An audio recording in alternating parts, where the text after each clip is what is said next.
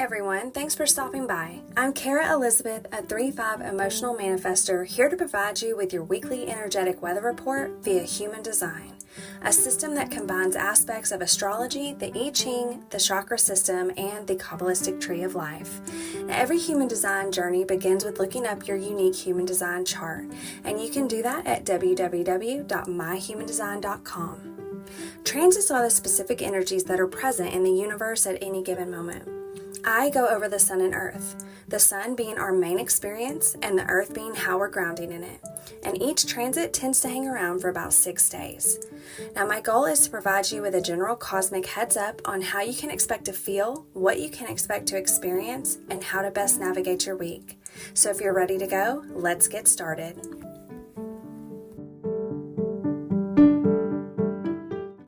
All right, you guys, so it is that time of the week again. The transits have officially shifted. So we are transiting gates 53 and 54. Those are both coming out of the root center. So we are still working our way through the root. We've been here probably... I think this is the 3rd week, correct me if I'm wrong, that we've been transiting this center. I know it's for sure at least the 2nd week, but regardless, this one I feel like has been a little difficult for me. So I think it's showing me where I'm a little bit unhealthy in that root, which I am undefined. So I'm constantly learning and, that's like a big wisdom center for me, a space of learning. And also a space of conditioning. So even though that is an energy center, I have definitely felt a humongous lack of energy. I feel like since we've been moving through this center, I've been just super exhausted, feeling extremely burnt out. Very little energy for much of anything. And I just feel like, I'm just sleeping, or, as much as I can with a 5-month-old and 2 other children in the house. But it's like, holy crap. I feel like I just can't get enough rest. So that's been a rather interesting experience for me as we transit here. And I've also noticed it not just with me, but just in my household and also with my friends in general. Everybody just seems to be extremely exhausted and in that burnt out phase. So this has definitely been a phase and some transits of rest, it seems like, versus action, which at the end of the day, it makes sense because even though the root center is an energetic center, the way that it works is just a little bit different. You just don't have energy out the ass. It's a very slow burn. So it takes time for the energy in this center to build. And, I know as a manifestor, that's typically what I'm doing during my rest phase. I'm not actually resting in the sense of, I may be physically resting, but, it's for a purpose, and typically my rest phases allow me to almost create a vacuum, to create creative energy and replenish my energy so that I can just be available for the next urge whenever that hits. But it's a lot of downtime, and I have to create a lot of space.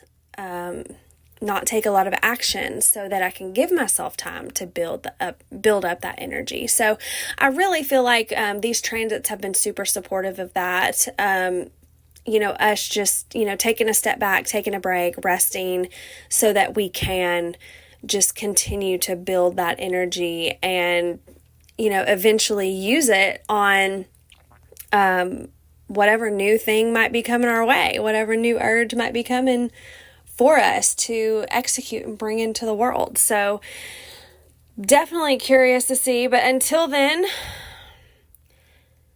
what are you feeling? Let me know in the comments.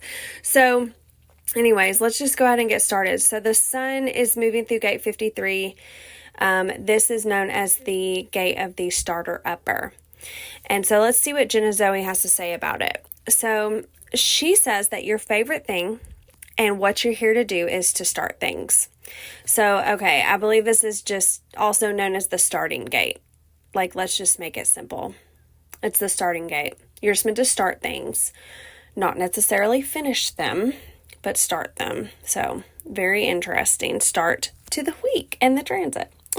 Anyways, you're not necessarily here to finish them, aka what I just said, depending on the rest of your gifts. So there is also a finishing gate. I have no idea which one that is. I can't remember, but there is one. So if you have it, then if you have it naturally, then yes, like you are here to start and finish things. But I would say the majority of us are not. So this starter energy can be seen in the big and the small things. Maybe you only eat half of your plate. Maybe you don't ever read the full book. These are all a reflection of this gift, which is being amazing at getting things off the ground and not being so focused on the second half of the process. Now we can see where we have been conditioned in this space that if we start something, we have to finish it. Okay, that's conditioning, that's old programming. Let's let that go this week. If you don't let it go, period, at least try and let that go for the week, okay? You'll struggle a lot less here. So, it's easier for every human being to be most excited at the beginning of something, and anyone can create something. So that in itself is not the gift. Giving it the best possible start is the gift. This is what you are here to do. And the rest of humanity for the next 6 days is to lay great foundations. So when you create something, the initial intention and energy that you put into it is what dictates how it will go. You've got this gift not to just start for the sake of starting, but to get really strong in your intention for the project and seed that into every part of the foundation.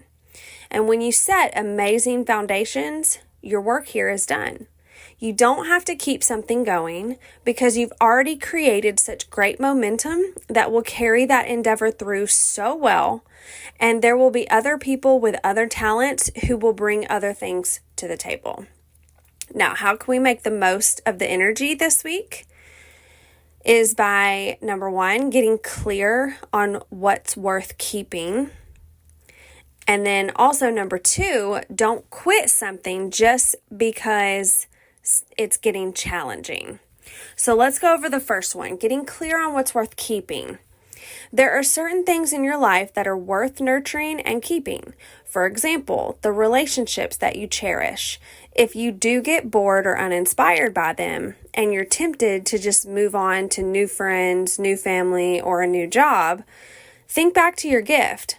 It's about laying good foundations and bringing that energy of newness. And from the universe's point of view, you can do that over and over with the same husband or wife too, in deeper and deeper levels. Every new height you reach together will require new vibes and new foundations. So try that on before moving on to something or someone else. It's not about the outside things changing. It's about you constantly bringing that gift to the table. And then now let's move on to the second thing. Don't quit something just because it's getting challenging. So there's a big difference between knowing when you've made your contribution fully and leaving something because it's become challenging or tough. Maybe things have lost their excitement and you've become bored. This is not the time to leave necessarily because you have to learn how to bring excitement from within and put it into whatever it is that you're doing. If you leave to do something else to give you a quick fix of novelty and excitement, you will hit the same walls anyways. This is life nudging you to look inside. Now, where can we struggle in our experience this week? And she says that's by shaming yourself over the fact that you don't finish everything that you start. Like I said, that is absolute conditioning from society that you have to finish what it is that you start. Here's your permission slip, folks. You do not, okay? Like I said, at least let this conditioning concept go for this week. See how it feels for you. See how much better and easier it makes your life, okay? Now, she says it doesn't matter about what gets completed in the external world so much as what gets accomplished in your internal world. And just like you're a great starter, there are other people in this world who are perfect at finishing things. This is why we all complete each other, and it's so beautiful. But regardless, not everything needs to be finished anyways. And who decides at what point something is done? I don't know. If you've had growth in who you are and have perfected the sharing of your specific gifts, those will always carry over and translate into success in the outside world. And even then, you are the biggest project that you will ever accomplish anyways. That's nice. So with that, let's move on to how we're grounding. So the Earth transit is gate 54, and it's known as the love of achievement. So let's see how we're being supported here. And if you're feeling aloof, this is where you can tap in and ground yourself this week. So Jenna Zoe says that the process of achieving things and getting rewarded for it excites you. You are a natural grinder and love the process of putting one foot in front of the other to get to where you want to go. It's not just about the result for you, it's the climb. Climbing puts life force inside of you, and when you are excited by something, you can just go some more. You also love seeing the fruits of your labor, whether that's making money, producing great results, or being appreciated or celebrated for what you did. Because that dance between what you put in and what you get out, that makes you feel alive. For you, achievement is not about anyone else. It's a very personal thing. The climb is how you feel good about yourself. It brings you joy and also self-esteem. Having something to work towards is good for your spirit because you're always in your best state when you do.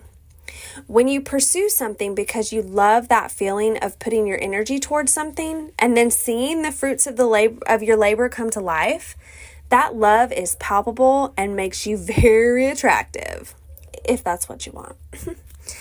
To people, to prospects, to the universe, you are going to be super attractor, which will just send you more and more synchronicities and opportunities and flow so that you can keep grooving in this upward cycle. So how can we make the most out of this grounding earth energy? And that is by owning your ambition and love of the grind. Society can tell us that ambition is greedy or dog eat dog, but those are just the old way of being in the world. We wanted to grab everything and suppress everyone to get to the top. Love of achievement is really about being in deep love with your craft and agreeing to make a daily devotion to it, to dance with it regularly and see where it takes you. When you reframe it as a beautiful thing to scale personal heights, it changes the whole energy around it, including how others receive it, how good it feels to you along the way, and the qualities of doors that it opens for you. Now, where can we struggle to ground? And that is by having the belief that if I can't be the best, then there's no point in even trying. Let's let go of that shit too, folks. So looking for a guarantee that you're going to succeed at something before you even start is going to paralyze you. Similarly, don't choose something because your mind is convincing you that that's the one that's most likely to bring you success. Trust that whatever you're actually excited about the most is the thing that the universe wants you to do. You are built to rise to the top, so be open to whatever the end result looks like. Often it can look so much better than your imagination can come up with anyways. So also for you, it's so much more than the result. Although you have the drive to make anything succeed when it is aligned, it's also the inner satisfaction that you get from the process. So you guys, do you see how much we're being supported here this week? Okay, so it's like we're being supported as far as like grounding in just the process of everything. It's not about the end result here either. It's about the process. It's about how you feel. It's about following what you're most excited about, not really worrying about the end result, okay? Which is fascinating to me because it's so supportive of our main sun experience, which is all about just starting something, not finishing it. So, oof, gosh, I cannot wait to see what happens this week, you guys. And I cannot wait to see what it is that I'm going to get excited about. I mean, it's like I'm always excited about doing these coffee and transits. Like, they give me so much energy. I mean, I would do them anyways just for myself. So it's like one of those things where, you know, I would sit here and like research and look it up anyways. So it's like, why not just share it with whoever else wants to hear it too? And who cares like what really happens with it? Like, who cares where it goes? Who even cares if it takes off? It's like, I'm doing it anyways because it brings me joy and lights me up.